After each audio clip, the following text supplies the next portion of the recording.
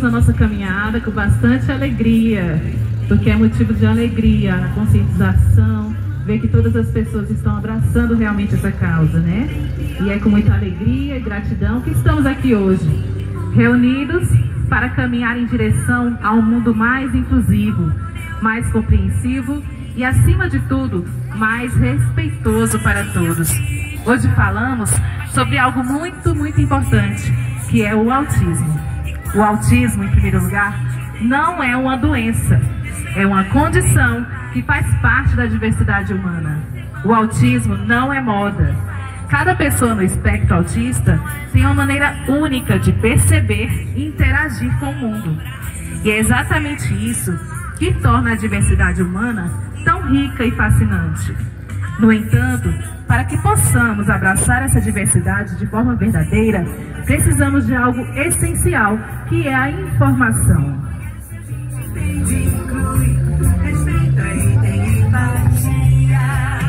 Quando estiver em crise, por favor, me respeite, pois meu cérebro funciona de um jeito diferente. Gostaríamos de agradecer aqui também a presença do pastor Cesário, da Igreja Assembleia de Deus em Missão. Quando falamos de informação, a informação é a chave para quebrar os mitos e estigmas que cercam o autismo. Muitas vezes, a falta de conhecimento gera medo, desconforto e até rejeição. Mas quando nos empenhamos em buscar o conhecimento e entender as realidades do autismo, começamos a perceber o que está por trás das atitudes e comportamentos que talvez nos pareçam diferentes. Quando pensamos em autismo, muitas vezes as primeiras imagens que nos vêm à mente são comportamentos ou atitudes que não entendemos completamente. Porém, o autismo vai além disso. Ele não é uma doença, mas uma maneira diferente de perceber e viver o mundo. Cada pessoa autista tem suas próprias experiências e maneiras de se relacionar com o mundo à sua volta. Para que possamos respeitar essas diferenças, precisamos entender melhor o que elas envolvem, especialmente quando se trata de dificuldades sensoriais. As pessoas com autismo frequentemente enfrentam desafios sensoriais, que podem ser intensos e desgastantes. O sistema sensorial delas pode ser mais ou menos sensível em comparação com o nosso, o que pode fazer com que sons, luzes, cheiros, texturas e até mesmo a sensação de toque se tornem experiências sobrecarregantes. Às vezes, o que para nós parece um som comum, como o barulho de uma rua movimentada, foguetes ou até mesmo uma conversa em ambiente com muitas pessoas, pode se tornar um som ensurdecedor para uma pessoa autista, gerando ansiedade, desconforto ou até mesmo dor.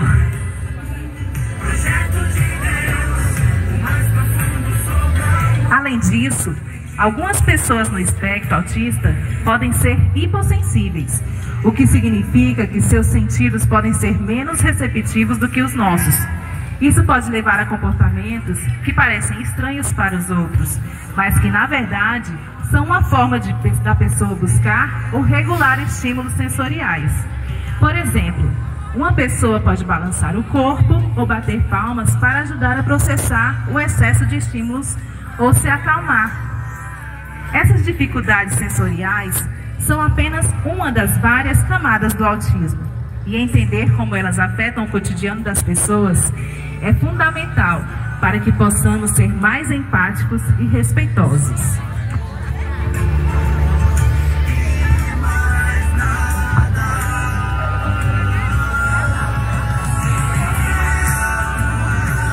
Nós queremos agradecer aqui também a presença de nossos amigos de Santa Luz, de Eliseu Martins, Bom Jesus, que estão aqui conosco nessa caminhada.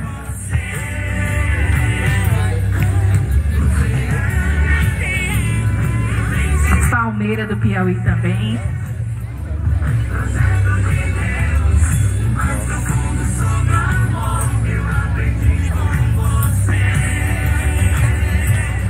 Quando falamos falamos em sobrecargas sensoriais, né, muitas vezes podem fazer com que uma pessoa autista evite determinados lugares, situações ou até mesmo interações sociais. E o que para nós pode ser apenas uma irritação momentânea, para alguém com autismo pode ser uma experiência extremamente difícil, que exige uma grande energia emocional e física para lidar.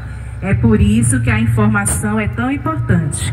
Quanto mais a gente conhece, quanto mais a gente procura entender, tudo se torna mais fácil. Não mais fácil, mas fácil de compreender, de entender como funciona a criança autista.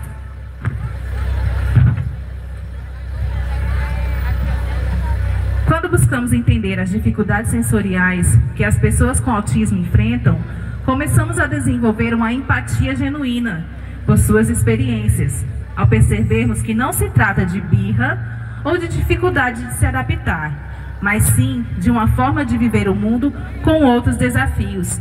Somos capazes de agir com mais compreensão e gentileza. A empatia é o que move. Quando a gente se coloca no lugar do outro, quando a gente tenta entender a dor do outro, a gente vive melhor, a gente convive melhor. Informação gera empatia. Quando conseguimos entender o que é o autismo, suas nuances, desafios e formas de expressão, somos capazes de ver o mundo através dos olhos de uma pessoa autista. E ao fazer isso, a empatia nasce. Começamos a sentir o que o outro sente, sem julgamentos, sem pressa de mudar ou corrigir, apenas estando lá, oferecendo apoio e compreensão. Às vezes é algo simples, a gente só precisa de um olhar atento, de um olhar sensível, um abraço, um aperto de mão. Não é algo difícil. O simples também faz muitas coisas. O simples também move mundos. Mas a empatia, ela não pode ficar só no sentimento, né? Bora, Ferreira! Fernanda Medeiros, nossa psicóloga, chegando aqui com a gente. Mas a empatia, ela não pode ficar apenas no sentimento, né? Ela precisa ser transformada em ação. Empatia gera respeito. Respeito é ouvir sem interromper, é entender sem julgar, é dar espaço para que o outro se expresse de maneira confortável para ele. Quando temos empatia, nos tornamos mais sensíveis às necessidades do outro, mais dispostos a criar um ambiente que acolha, que inclua e que respeite. E é assim que podemos transformar a nossa empatia em ações concretas de respeito. Se sabemos que um ambiente muito barulhento ou uma iluminação intensa pode causar desconforto, podemos ser mais cuidadosos ao criar espaços que sejam mais tranquilos e acolhedores. Se sabemos que muitos sentem dor, realmente eles sentem dor ao ouvir um foguete, por que eu vou soltar se eu sei que isso está causando dor? Vivemos em uma era tecnológica, há outras formas de comunicação e até mesmo fogos sem estampido, fogos silenciosos que não irão incomodar nossas crianças com autismo. Podemos, por exemplo, garantir que em eventos públicos ou reuniões haja uma área silenciosa para quem precisar de um tempo para se acalmar. Podemos aprender a respeitar os sinais que as pessoas autistas nos dão quando são sobrecarregadas sensorialmente, sem pressioná-las a se comportar de uma maneira que não é confortável para elas.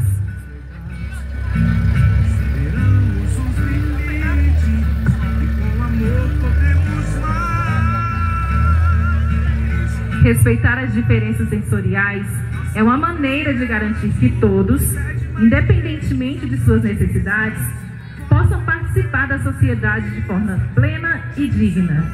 Não se trata apenas de acomodar, mas de reconhecer que cada pessoa tem uma maneira única de vivenciar a realidade e que todas essas formas de experiência merecem respeito. Nossa bandeira é azul, que pede mais direitos aos autistas. Fora preconceitos egoístas, junte-se a nós nessa canção. Nossa bandeira é azul, é de esperanças otimistas. Muito prazer, eu sou autista. Vem aqui, segura minha mão de coração.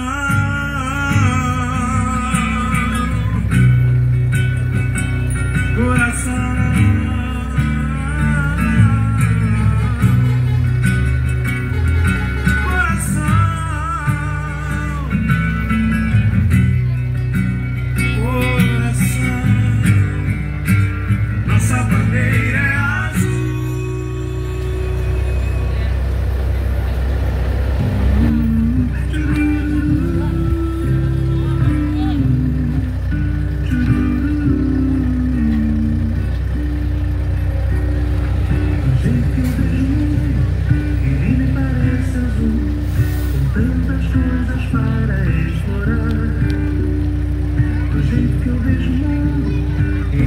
Hoje, ao caminharmos juntos, estamos dando um passo importante para construir uma sociedade onde o respeito pela diversidade seja a norma, não a exceção.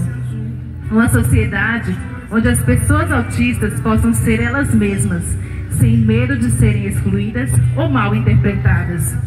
Essa caminhada não é apenas sobre dar visibilidade ao autismo, mas sobre cultivar a compreensão, o apoio e principalmente o respeito. Porque quando respeitamos o outro em sua totalidade, quando respeitamos suas diferenças, estamos fortalecendo a convivência humana e celebrando a nossa capacidade de aprender uns com os outros.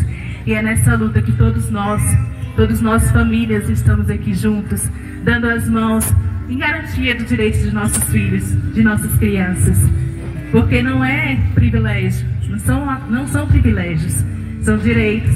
Como todas as pessoas temos direitos e devemos respeitar cada um em sua particularidade.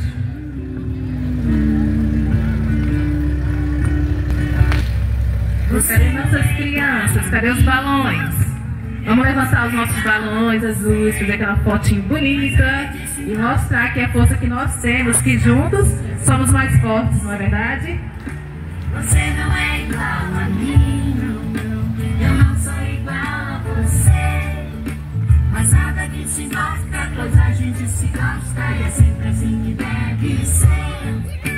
Você não é igual a mim, eu não sou igual a você, mas nada disso importa, pois a gente se gosta e é sempre assim que deve ser.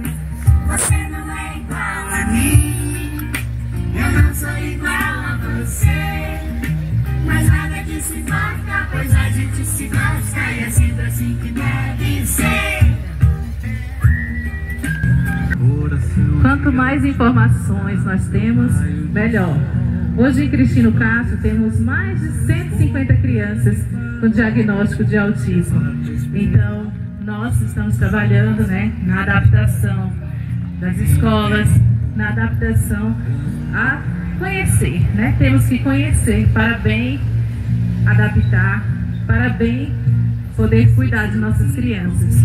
Autismo não é moda, como muitas pessoas dizem, Não é porque está na moda. O número de diagnósticos aumentou porque aumentou o conhecimento. Quantas pessoas receberam diagnóstico após o diagnóstico do seu filho? Temos exemplos de pais que após a criança receber o diagnóstico, o pai foi diagnosticado. Se formos buscar lá atrás, temos nossos avós, bisavós, tataravós, temos um histórico. Só que antes não tínhamos a informação que temos hoje. E Cristino Castro abraçou essa causa. E hoje no nosso núcleo de apoio, conseguimos atender mais de 100 crianças com terapias, com psicólogos, fonoaudiólogo, psicopedagogo, neuropsicopedagogo. E estamos também com o projeto de educadores físicos, fazendo sempre o melhor para nossas crianças.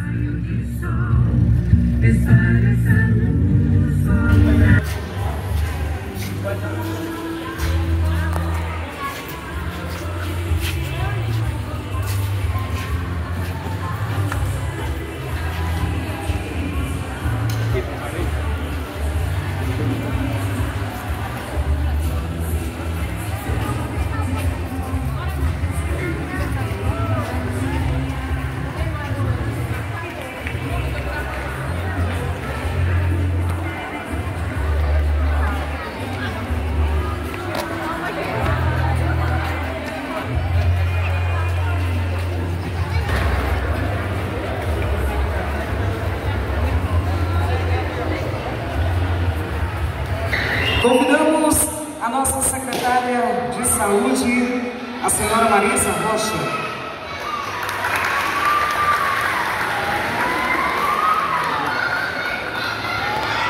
Convidamos a nossa secretária de Finanças, a senhora Gleice Bono.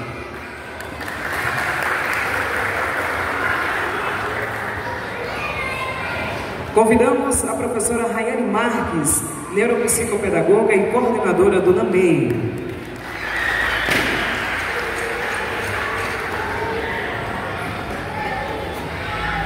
Representando as famílias de crianças com autismo de Cristino Castro, convidamos o senhor Miguel e a professora Alzilene.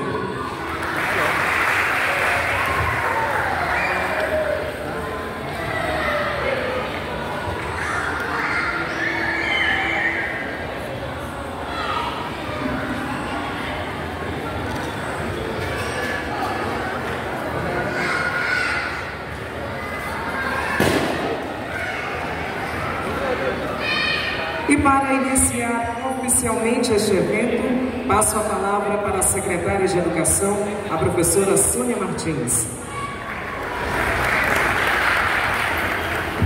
Boa noite. Boa noite a todos.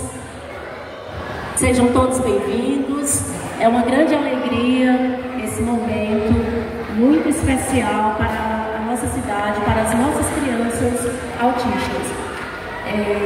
Primeiro, agradecer a Deus por esse momento, agradecer a cada um de vocês que vieram compartilhar conosco esse momento tão importante, que é o dia da conscientização das crianças que estão dentro do espectro autista. Nós, da Secretaria de Educação, apoiamos a causa. Eu, como mãe de uma criança autista, apoio, abraço a causa do autismo. Nós procuramos oferecer o que há de melhor. Nós temos um núcleo multidisciplinar que atende as nossas crianças de forma individualizada, com psicólogos, fonoaudiólogos, psicopedagogos. Temos um atendimento individualizado, cada criança que está dentro do espectro, que está no nível elevado, nível 3, ele tem um acompanhante lá na sala de aula. Então, a Secretaria de Educação procura dar todo o apoio a essas crianças autistas do nosso município. Além do mais, o nosso prefeito hoje anunciou, nos deu uma maravilhosa notícia, a construção do núcleo multidisciplinar para atendimento especializado das crianças autistas. Então, é algo muito importante, é um diferencial muito grande para as mães, para os pais de crianças autistas, porque eu vivencio o autismo todo dia e realmente é muito difícil. Então, quando eu vejo atitudes como a que o Felipe tem proporcionado para a população, é algo grandioso, merece mesmo assim muita mesmo elogios, tá, gente? Então eu não vou me alongar muito, as crianças estão gritando o tempo todo, então atrapalha. Então minhas palavras mesmo é de gratidão, obrigada a vocês por colaborar, por participar, isso é muito importante, tá? Que tenhamos todos uma boa noite, muito obrigada. Nesse instante, passo a palavra para a nossa secretária de Saúde, Marisa Rocha.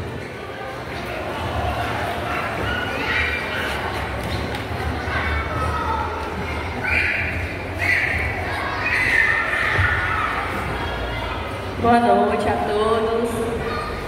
Que alegria a gente participar hoje desse dia de celebração das conquistas, de celebração desse dia tão importante, né, para nosso município, para nossas crianças, para os pais, para todos que compõem essa comunidade. Nós da Secretaria Municipal de Saúde temos realizado uma caminhada aí juntamente com as outras secretarias, com os pais. Tem sido um processo, né? Tem sido um aprendizado. A Rayane falou em adaptação, né? Adaptação aos pais quando descobrem, chega a um diagnóstico. Adaptação também do município em fornecer uma assistência adequada para suprir as necessidades das crianças, dos pais. E tem sido uma caminhada de muito aprendizado.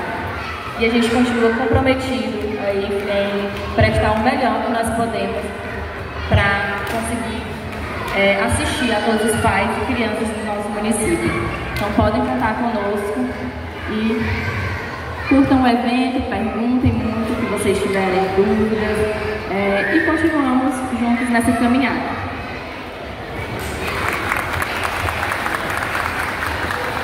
E agora nós teremos a nossa primeira palestra.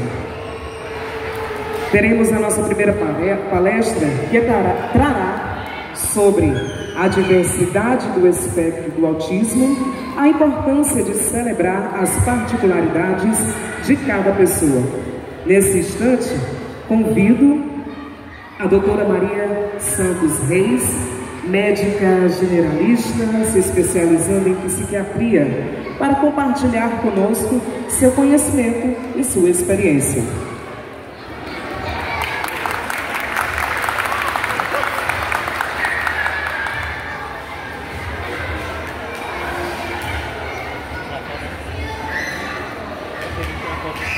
Gente, que plateia linda! Boa tarde à mesa, boa noite, boa tarde a todos. Eu me chamo Maria, como me apresentaram. É uma honra, é uma alegria, é emoção estar aqui com vocês hoje. Por quê? Porque eu venho acompanhando isso diariamente. Tenho duas crianças em casa. Eu estou um pouco nervosa pela emoção. Falar um pouco do autismo. O que é o autismo? Estão me vendo? Todos estão essa daqui atrás? Falar um pouco do autismo. O que é o autismo? O autismo é um transtorno neurodesenvolvimento da criança, do adulto, não só infantil, mas tem jovens e adultos também que são diagnosticados com autismo.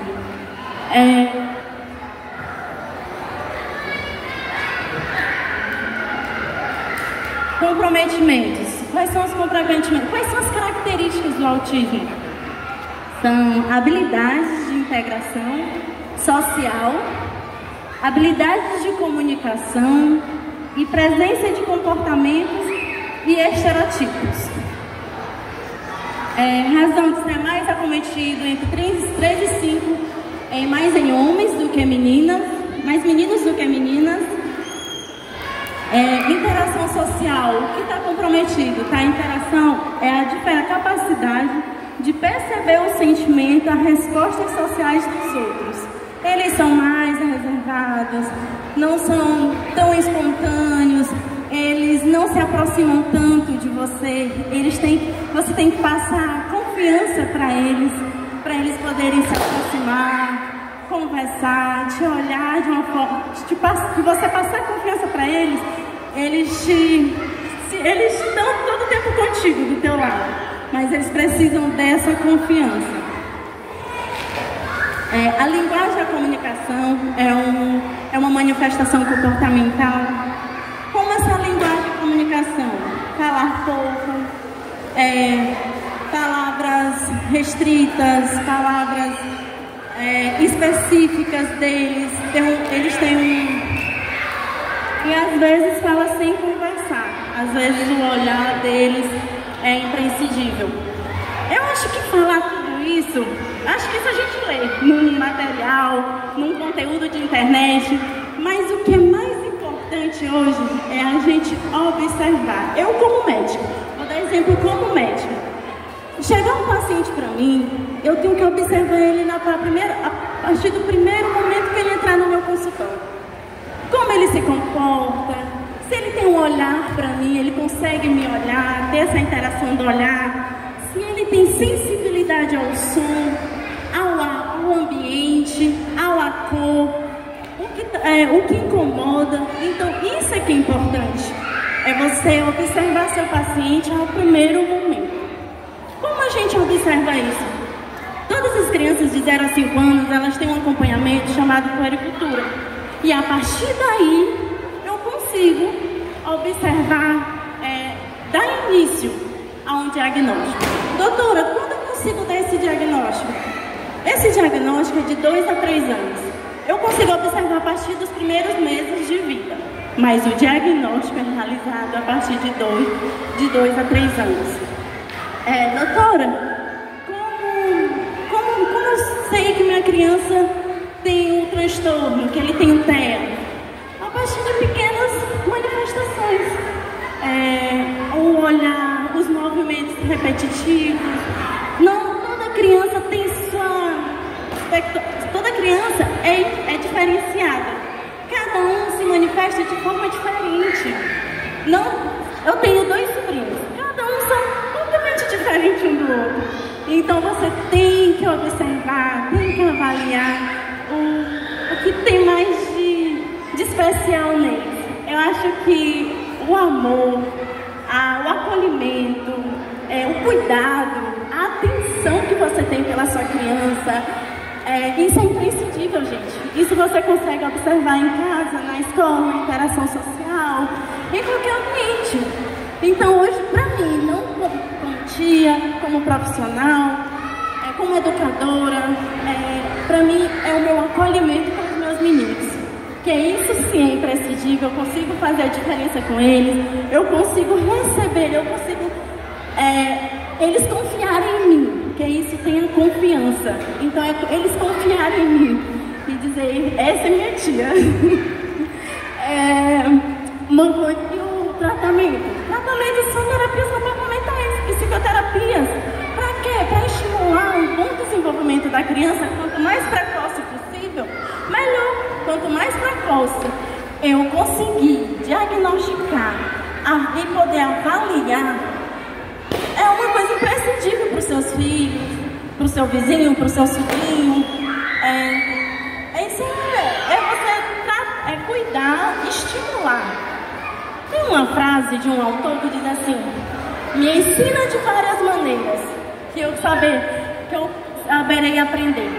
Não sei se vocês conhecem, mas é uma frase certa. Ele tem várias formas de aprender. Então ensina-me de várias formas que eu consigo aprender. Então é isso. Doutora, como eu vou diagnosticar? Eu já tinha comentado, mas vou repetir. É essencialmente clínico, é observação, é observar.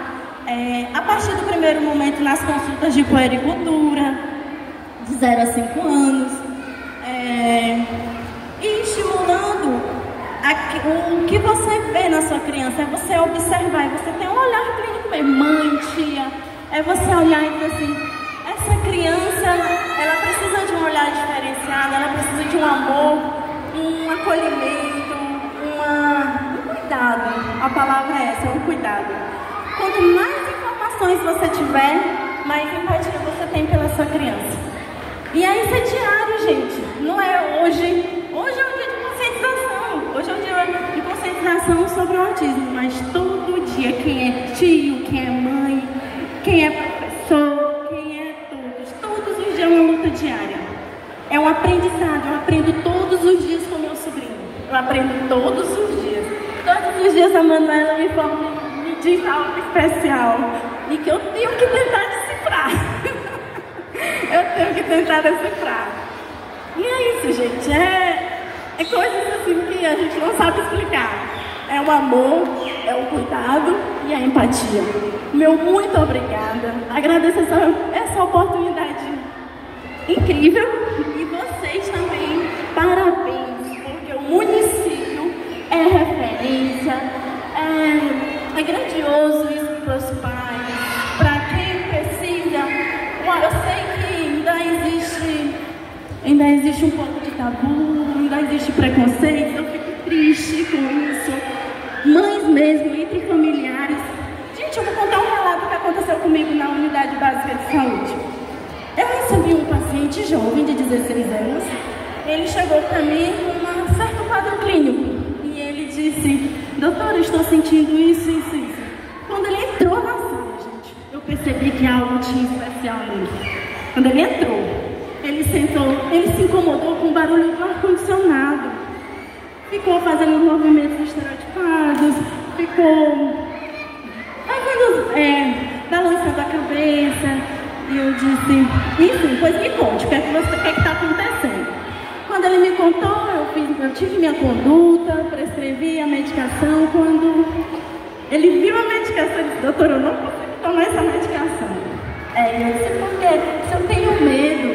Aí eu disse, tem medo? Tem. Você conseguiria, se eu vou lhe encaminhar para a sala de triagem e você tem uma pessoa que vai te receber e vai fazer com todo carinho e cuidado com você. Aí ele, tá bom, vou tentar. Pedi para ele ir, ele foi, atendi outros pacientes. Quando o funcionário me chama, doutora, ele não aceitou. Mas ele disse que aquela moça lá da sala, se ela fizesse, ele aceitaria. Gente, que ele me comoveu. Então, é você amar, é você cuidar daquela pessoa como se ela precisasse mesmo. Não precisa ser parente, não precisa ser filho, sobrinho. Todos precisam de um olhar e um cuidado especial. Todos. Não importa se é na infância, se é na adolescência, todos precisam de um cuidado especial. E assim eu fui, me direcionei à sala de triagem, pedi se eu poderia fazer o procedimento, ele disse que sim, e assim ele aceitou e agradeceu. Então isso para mim é que é importante. Isso para mim é que é importante, eu saber que ele confiou em mim, que eu passei algo para ele, não tratar a parte medicamentosa, mas eu acolhi ele e ele foi acolhido. E ele nunca imaginou que ia acontecer isso. E até hoje ele me procura. Sou muito agradecida a Deus, em primeiro lugar, às pessoas que me convidaram, que fazem parte dessa história, que trabalham diariamente com isso. Eu sei que é uma luta constante. E é isso, gente. Meu boa noite, meu muito obrigada. E muitos outros que estão por mim. Obrigada, doutora Maria Reis, pela sua grande contribuição para todos nós nessa noite. E antes de seguirmos com a segunda palestra, nós gostaríamos de convidar o Dexter, juntamente com a sua tia, que preparou uma linda apresentação para nós.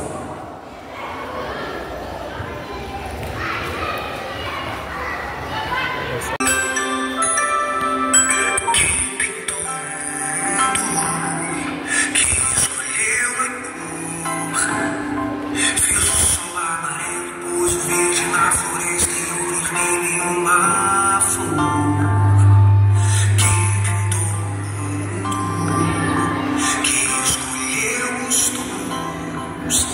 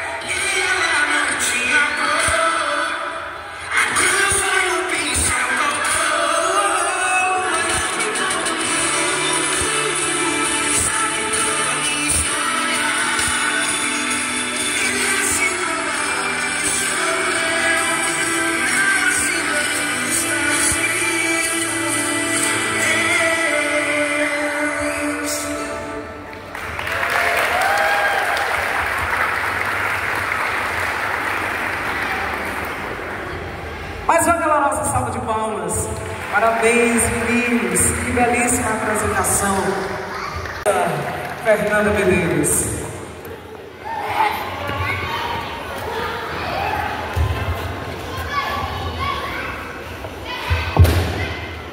Boa noite, pessoal. Eita, estão cansados, né? Mas levanta a mão quem está ouvindo direitinho. Ah, maravilha, então. Eu estava conversando com a Rayane, pensei num tema, mas achei que seria muito mais proveitoso escutar as perguntas de vocês.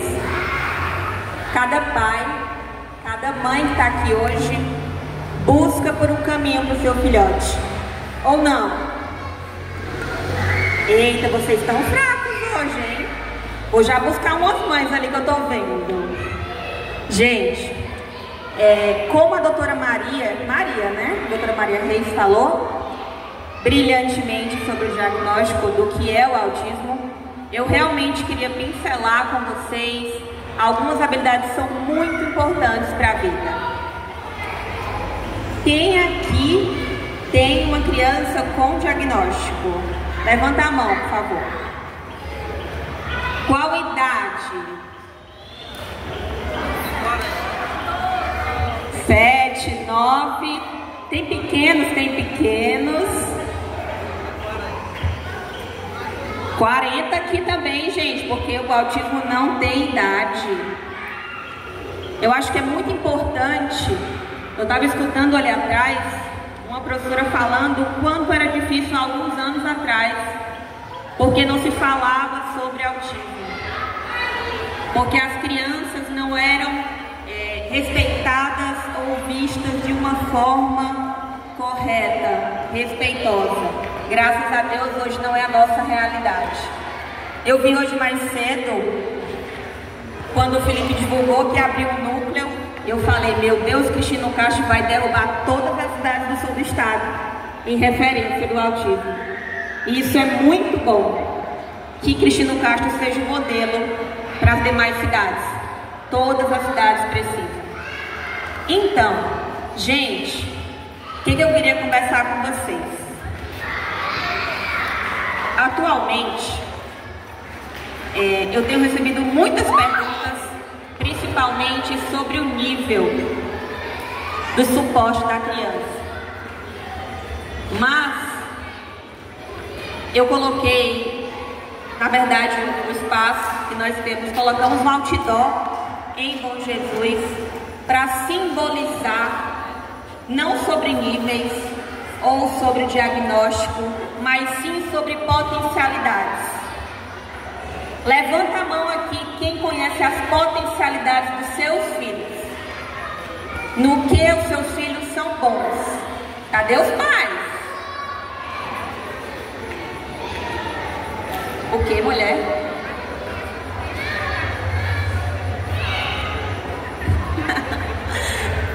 Então, gente, eu quero falar um pouquinho com vocês sobre passos, mas também sobre potencialidades. As crianças que entram, sejam pequenas, médios na idade ou grandes, nós precisamos trabalhar com elas habilidades para a vida. E o que são habilidades para a vida? Habilidades para a vida entra na comunicação, que nós sabemos que pode ser afetada no autismo. Por que pode ser afetada? Gente, o autismo não é uma regra. O autismo tem um amplo espectro. Há crianças que conseguem se comunicar perfeitamente e possuem o diagnóstico de autismo. Mas por que, Fernanda? Podem ter dificuldades na interação, podem ser crianças mais retraídas, mas que conseguem se comunicar até melhor do que nós adultos. Por que eu digo isso? Porque eu escuto muito essa criança aqui, ela não é autista, olha como ela se comunica. Então nós precisamos quebrar esses padrões, tá? Outra coisa que eu estava observando aqui, vendo todos os meninos correrem, gritarem, é que um dos principais sinais do autismo também é o quê? A sensibilidade auditiva. E olha que maravilha, os meninos correndo à vontade, mas nem sempre vai ser assim. Por que eu estou falando isso? Porque deve-se ter respeito também para com os limites que as crianças apresentam. Algumas crianças não conseguem ficar por muito tempo em locais barulhentos. Isso quer dizer que eu nunca vou levar o meu filho para um local barulhento? Não. Isso quer dizer que eu vou gradativamente, aos poucos, expor a criança a ambientes com sons mais amenos, aumentando, e aos poucos a criança vai fazer o que a gente chama de desensibilização, se adaptar com o ambiente. Hoje, como eles estão brincando, não tem nem ambiente barulhento, tá maravilhoso para eles, mas é muito importante pensar nisso também. Outra característica que chama muita atenção são as questões cognitivas, pedagógicas. A escola tem muita dificuldade atualmente de entender como ajudar a criança que tem um diagnóstico. E não é só de autismo. Variados diagnósticos como TDAH, dislexia e o próprio autismo, TOD, geram muitas dificuldades na escola porque precisam de uma adaptação com as crianças. Fernanda, é toda criança com autismo ou com algum diagnóstico que tem direito à adaptação? Sim, porém não são todas que têm seu material adaptado, porque algumas crianças, na verdade a grande maioria, consegue se inserir dentro do ensino, mas as que não conseguem têm que ter sim a adaptação curricular dentro da escola. E isso só dá certo com observação, conhecer a criança que nós temos. Hoje mais cedo eu fiz um vídeo e nesse vídeo eu elenquei alguns dos pontos que a gente mais observa: questões motoras, questões sociais, questões cognitivas, sensoriais. A questão sensorial tem pegado muito pai na dúvida. Por que o meu filho não gosta do barulho? Por que o meu filho reage tão difícil na sala quando tem uma tinta, uma moeba, ou quando ele se suja? Aí a gente escuta, mas é porque é mal educado. Será que a criança é mal educada? Não. No caso de uma criança que tem autismo, há um termo técnico que a gente usa para falar, que é a defensividade tátil. As crianças reagem, o cérebro na verdade reage de forma abrupta. Oi, Benjamin, tudo bem? Reagem de forma abrupta ao que nós geralmente consideramos normal. Na verdade, eu tenho até um relato para fazer para vocês. No consultório, com a TO, que é outra Fernanda, gente, eu tenho um pavor de tinta e a moeba, eu não gosto. E aí eu sempre falo para os meninos, eu digo, eu também não gosto, mas por vocês eu vou tocar. Aí às vezes vem a criança com a moeba que passa aqui na minha mão pensando, meu Deus, é tudo pelas crianças, porque eu não gosto não. Mas isso faz parte de quê? De explorar os objetivos, fazer com que aquela criança entenda que é possível. E essas pequenas coisas que fazem a diferença. Quando eu falo a criança acreditar que tudo é possível, é porque, infelizmente, não são todos os pais ou mães, mas algumas pessoas têm um péssimo hábito de subestimar as crianças que têm diagnóstico, como se não fossem crianças inteligentes, crianças que não compreendem. Gente, geralmente os meninos compreendem mais que a gente indo e voltando, mas às vezes eles não se expressam. As crianças que têm a questão verbal prejudicada, ou as que não se comunicam verbalmente. Aí eu tenho uma pergunta para fazer para vocês. Levanta a mão quem acha que criança que não se comunica verbalmente não consegue se comunicar. Vocês entenderam? Eu repito. Quem acha, levanta a mão, quem acha que a criança que não possui repertório verbal de fala não consegue se comunicar. Menino, vocês estudaram, hein? Gostei. O que eu quero falar com isso? Comunicação alternativa e aumentativa. Pistas visuais. As crianças que não conseguem se comunicar verbalmente. Por que eu estou falando verbalmente? Porque gesto também é comunicação. Trocar figurinhas é comunicação. Fernanda, mas aí eu estou trocando figurinha, estou impedindo a criança de aprender a falar. Gente, a criança não se comunica. A criança vai ficar estressada. A criança tenta falar e não consegue. Porque não ter uma alternativa para ela. Ah, Fernanda, tudo bem. Mas e as crianças pré-verbais que estão iniciando a fala? Aí a gente exige um pouquinho mais pro verbal. A gente faz o quê? Fulano fala bola, ou eu digo dá bola, quer bola, ou até mesmo ele nomear a bola em forma de pedido. Por que eu estou dizendo isso? Porque tem a outra moeda da comunicação. As crianças são tão espertas que se elas entenderem que não precisam falar, mesmo falando, elas não vão se comunicar.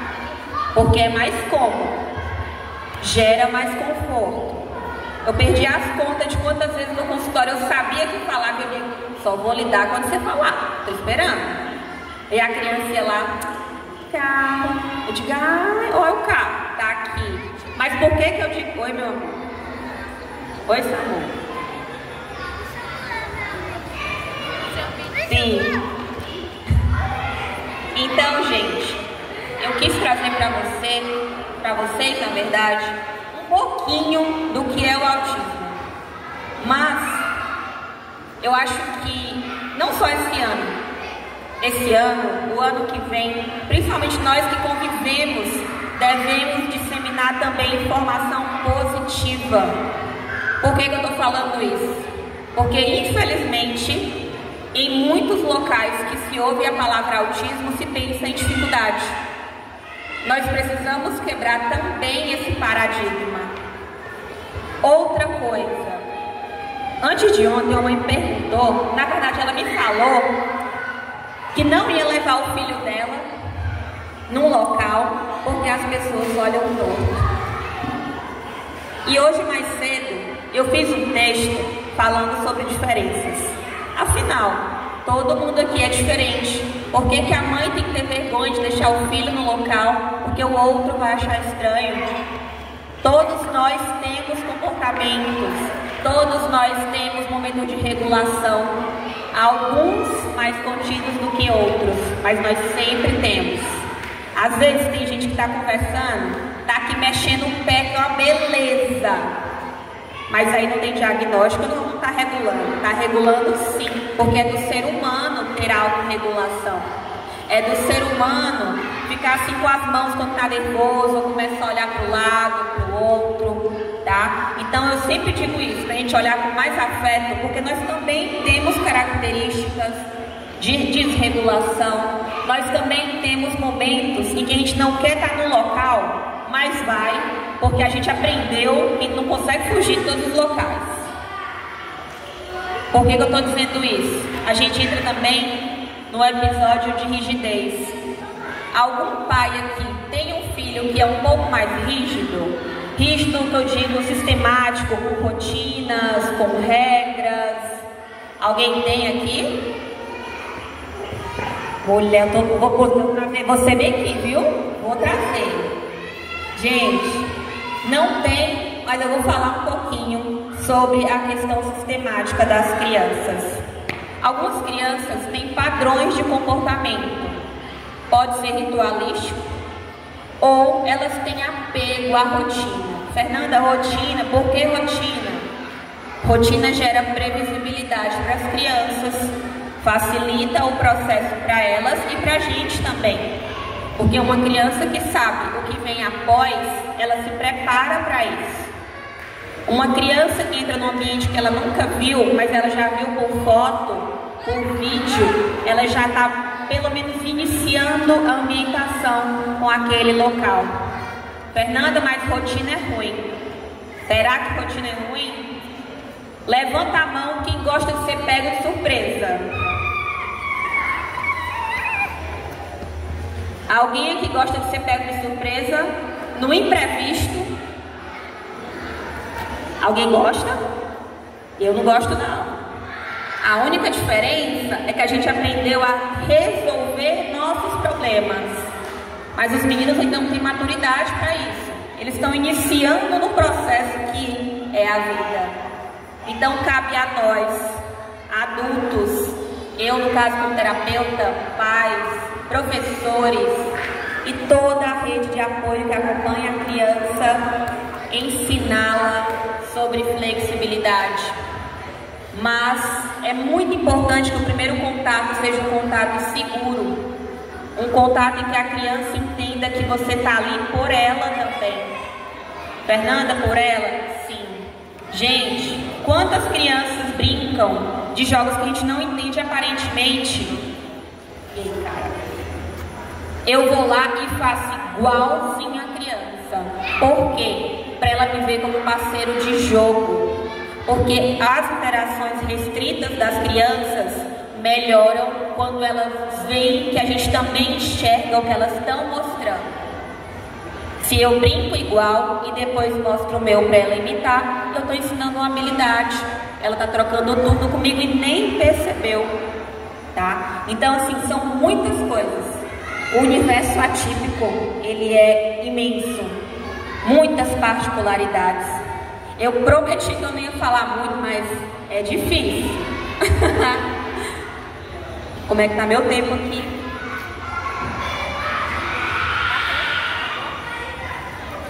Graças a Deus. Gente, eu quero ouvir vocês. Algum pai ou pessoa que está aqui presente tem alguma pergunta?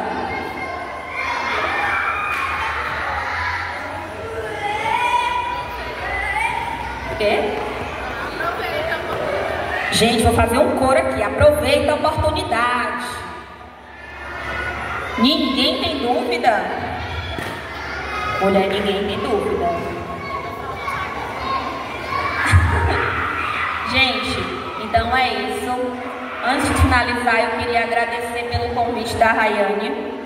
É sempre um prazer estar em Cristina Castro. Também é uma casa para mim. Eu escutei alguns pais falando que eu abandonei. Não.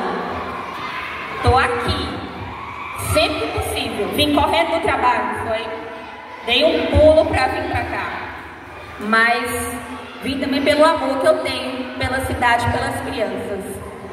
Vi eles grandes, vi uns que estavam tão pequenininhos que estão maiores. E isso me alegra. Por quê? Porque eles estão se desenvolvendo. E é essa a minha mensagem final. Gente, compreensão para que a criança tenha chances de se desenvolver no formato dela. Nenhum formato. Eita, tem uma pergunta ali. A pergunta? Finalmente, meu Deus, achei que eu ia passar sem responder.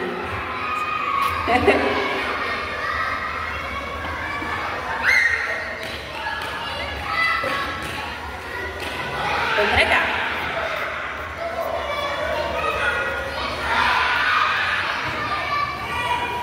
Eu queria saber se tem um tipo de interação que dificulta mais a pessoa com autismo, com transtorno espectral. E se a questão da maturidade, quais são os caminhos para ela chegar, se torna mais difícil, se tem como trabalhar isso. Por exemplo, a gente dispõe de certos mecanismos, uma pessoa normal,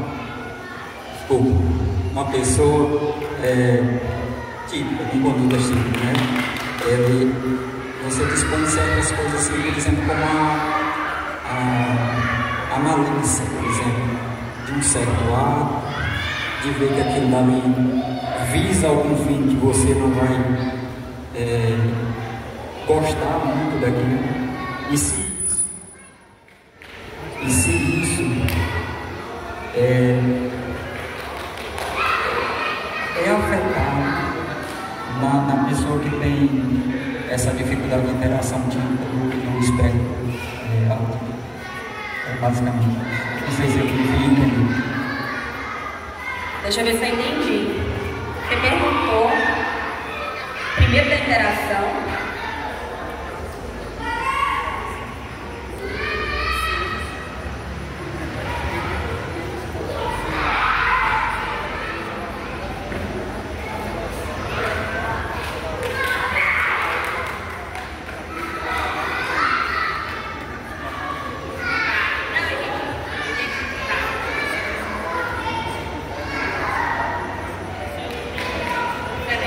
Excelente pergunta, viu? Gente, Salvador perguntou. Eu vou tentar traduzir numa palavra que todos nós geralmente temos malícia, né? Malícia para entender que o outro está rindo da gente, malícia para entender que o outro está sendo irônico com a gente. E realmente, no autismo, é um dos critérios. Os meninos têm dificuldade e geralmente são muito literais. Isso quer dizer que a criança não vai aprender? Não, porque a gente treina. Porém, treina conforme a maturidade da criança. Por exemplo, as crianças são pequenas, a gente primeiro trabalha o quê? O interagir. Como interagir? Respeitar o limite do outro. Por exemplo, no momento de jogos, em momentos de brincadeiras no consultório. Às vezes acontece de uma criança soltar a piadinha e a outra não entender. Mas a gente sempre trabalha com o concreto juntamente com o abstrato. Quando a gente trabalha as emoções, geralmente os meninos são muito bons em perceber a emoção, né? Tá triste, tá chateado, a maioria consegue nomear, mas isso não quer dizer que eles têm facilidade em absorver. Para isso, nós terapeutas, vocês pais, podem dar modelos no dia a dia. Às vezes em casa ou no consultório, a gente escuta uma piadinha e eu pergunto, e aí, o que você achou? Você acha que foi legal o que ele falou? Eu vou lá e dou aquela espizinhada para a criança ter aquele padrão de amadurecimento. Mas isso realmente é com o tempo. E também varia muito do nível de suporte da criança. Por que eu estou dizendo isso? Porque as crianças que geralmente estão no nível 1, elas têm um cognitivo mais desenvolvido. Isso não quer dizer que quem está no nível 2 ou 3, e não vou falar sobre os níveis, não vão conseguir, mas quem está no nível 1 é mais adepto à compreensão, mas muito com o modelo. Eles ouvindo ou vendo, dificilmente surge aquele insight na cabeça com ironia. Precisa do nosso modelo. Por exemplo, quem tem irmão, às vezes o irmão tira uma brincadeira, eita, ele caçou conversa com você não percebeu? Às vezes eu uso uma coisa discrepante lá no consultório, eu pego uma figurinha e tem um cara que é um pouquinho mais cheinho, e aí eu disse, vixe, o que você acha? Aí ele fala, é gordo, tia Fernanda. Aí eu falo, pode chamar alguém de gordo? Não, não pode, é uma ofensa. Então a gente sempre aproveita das situações para dar um modelo concreto, para ensinar como se deve ser nos ambientes. Porque na verdade, gente, isso é o que a gente ensina para todas as crianças, mas para as nossas um pouco mais, né? Sobre ambiente, sobre o que a gente pode falar, mas também, você falou em Salvador, lembrei, teve uma criança minha, tinha uma mãe minha que estava grávida, e ela disse, tia, você engoliu uma bola de basquete. E aí eu olhei para a cara da mãe e falei, mãe, ele foi pelo que ele viu. Tem muito também da literalidade. Não sei se vocês já viram um vídeo que eu postei que tem assim, o pai fala assim, filho, me avisa quando eu estiver batendo. A criança esperou o carro bater. Pronto, pai, bateu. Então isso é muito importante de conversar com as crianças, as figuras de linguagem. Como é que eu vou trabalhar com meu filho? A cada situação do dia a dia. Percebeu que ele falhou na compreensão? Olha, filho, o carro pode bater na parede? Aí vamos supor que falou que não. Aí você dá aquele exemplo. Então me avisa quando bater. Aí ele vai dizer, pai, mas não pode bater. Ou seja, ali ele entendeu que você fez uma figura de linguagem, que você usou o abstrato, mas deu o modelo concreto. Então ele entrou em conflitante. Não tem como. Porque vai bater, vai machucar o carro do papai. Então são exemplos diários, tá? Outra coisa, gente, que ele falou, e eu lembrei que é muito importante, sobre a questão, uma mãe me perguntou mais cedo hoje sobre os níveis, e eu falei, gente, os níveis, eles são mais para categorizar, mas eles são praticamente invisíveis, e eu vou dizer por quê. Uma criança, eu imagino um adulto que tem o autismo, um adolescente que tem o autismo, ou até mesmo uma criança. Aqui nós temos várias unidades no nosso cérebro. Será que todas pertencem ao nível 1?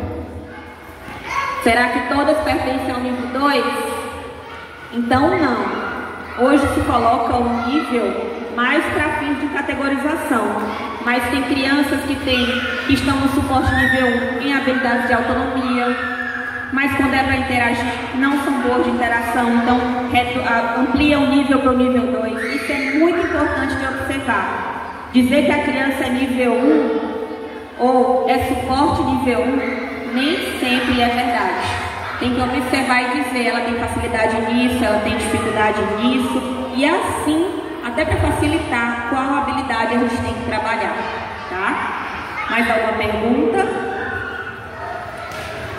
Eu respondi? Entendeu? Mas se não entender, pode falar. Pode falar.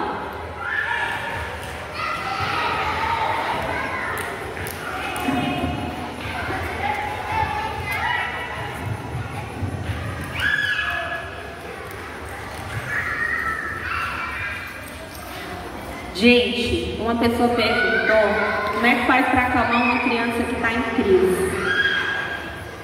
Antes de falar uma resposta que é generalista, por que generalista? Porque cada criança é única, então depende muito da situação. A dica que a gente sempre dá é observar os padrões que antecedem a crise. Por quê? Porque às vezes a criança vai para um local super barulhento, ela está muito tranquila, aí ela chegou no local, começou a mexer o pé, começou a mexer a mão, ela está dando sinais de que aquele ambiente é desconfortável para ela. A gente vai esperar chegar até o momento da crise? Não. Eu sempre, geralmente, quando eu vou fazer um babysitter com as crianças e elas têm dificuldade em locais muito pequenos, eu aviso. A gente vai para um local pequeno. Se você não se sentir bem, me fala para mim que a gente sai. O que eu estou querendo mostrar para ela? Que tem um recurso da comunicação. Ela precisa me falar para eu entender até onde vai o limiar dela. Claro que há crises que são por ambientes, inclusive é importante saber qual é o motivo da crise. Se é uma crise sensorial, se é o local que ela está. Porque, gente, vou falar uma coisa sobre crise que se confunde às vezes com comportamento. Nem sempre é crise. Por que eu estou falando isso? A gente tem que observar o que originou o comportamento.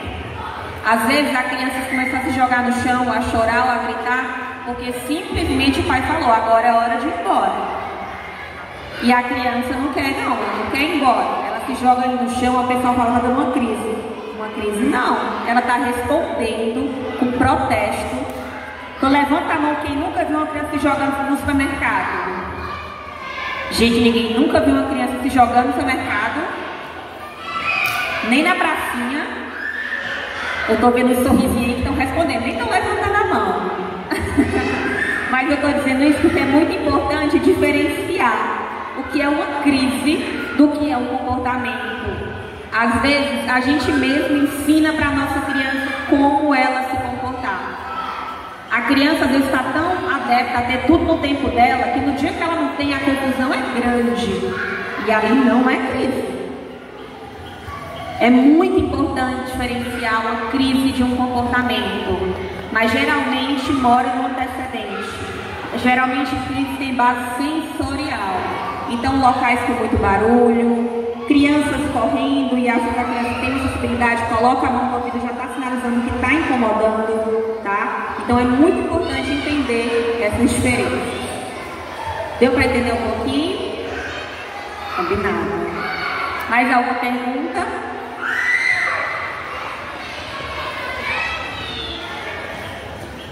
Não? Eu acho que é isso, então. Gente, muito obrigada. Foi um prazer estar com vocês. Para os que falaram ali que eu sumi, viu? Pode me chamar que eu venho. Pode mandar mensagem que eu respondo. Tô brincando. Viu, gente? Muito obrigada. Obrigada, Fernanda, pela sua grande contribuição para todos nós nessa noite aqui, nesse dia tão especial.